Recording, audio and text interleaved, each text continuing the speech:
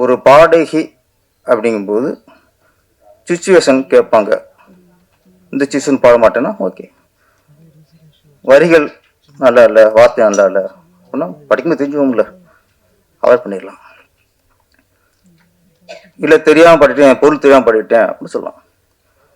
ஆனால் ஒரு படத்துக்கு கேப்டன், இயக்குனர், அவன் தான் முழுமையானவன். படத்தை உருவாக்குறவங்க இயக்குனர் தான். இந்த இயக்குனருக்கு தெரியாமல் பாடிட்டேன் அப்படின்னா அந்த இயக்குனருக்கு எவ்வளோ அவமானப்படுத்துகிற மாதிரி, எவ்வளோ மன உளைச்சல் உண்டாயிருக்கும். இந்த இயக்குனர் தெரிஞ்சு நான் பாடியிருக்க மாட்டேன் அப்படின்னா ஒரு இயக்குனரை குறிப்பிட்டு நீங்கள் எப்படி தாக்க போச்சு?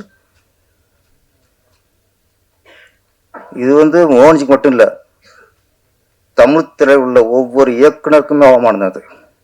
நீங்கள் எல்லாருக்குமே நீங்கள் அவமானப்படுத்த மாதிரி தான். நீங்கள் அந்த படத்தில் பாடினாக்கா மன்னிப்பு கேட்கக்கூடாது. இந்த இயக்குனர் தெரிஞ்சிருந்தா பாடிக்கணும்னு சொன்னீங்களே, அதுக்கு மன்னிப்பு கேட்கணும். மன்னிப்பு கேட்கணும். நீங்கள் ஈஸியெல்லாம் ஒருத்தர் நீ அவமானப்படுத்தி போயிட முடியாது. ஒரு இயக்குனர் ஒரு படத்தை ஒருத்தன் கதையை சொல்லி பிடிச்சி அதை முடிச்சு உயிர் போகுதுங்க. இங்கே ஒரு இயக்குனருக்கும் ஈஸியாக எப்படி இயக்குனர் அவமானப்படுத்துவீங்க? நீங்கள் ஒரு பாட்டு ஜானகி மேடம், சுசிலா மேடத்திற்குலாம் இங்கே யாரும் ஒரு பெரிய பாடகை உருவாக முடியாதுங்க. தமிழ் ஜானகியோட எவ்வளோ ஒரு பாடகை அவங்க. நேற்று ராத்திரி அம்மா பாடினாங்க, அது எத்தனை நல்ல அற்புதமாக படம் பாடியிருக்காங்க. அந்த படம் அவங்க சீப்பாகி விட்டார்கள். என்ன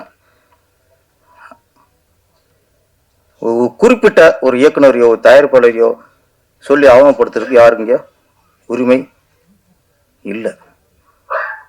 இந்த படத்தை பாட்டு நல்லா பாடியிருக்காங்க, ரசிக்கிறோம். நீங்கள் பாடகி பாடுங்க, தொடர்ந்து பாடுங்க. ஏற்கனவே உங்களுக்கு தடைன்னே சொன்னீங்க, இப்போ அது எது இல்லை உங்கள் திறமை நெரிச்சு பாட்டு போங்க. உங்களை சுச்சுவேஷன் கேளுங்க, பாட்டில் ஒரு பாட்டை படித்து பாருங்க, பிடிச்சிருந்தா பாடுங்க, இல்லைன்னா போங்க. பாடி முடிச்சுட்டு சம்பளம் வாங்கிட்டு அதுக்கப்புறம் ரிலீஸ் அவங்க வியாபார டயத்தில் போய் ஒரு படத்தை டிஸ்டர்ப் பண்ணாதீங்க. இந்த படத்தில் அவங்க பாட்டுக்கு சந்தோஷம் தான். இந்த படம் பாட்டு நல்ல ஹிட் ஆகும்.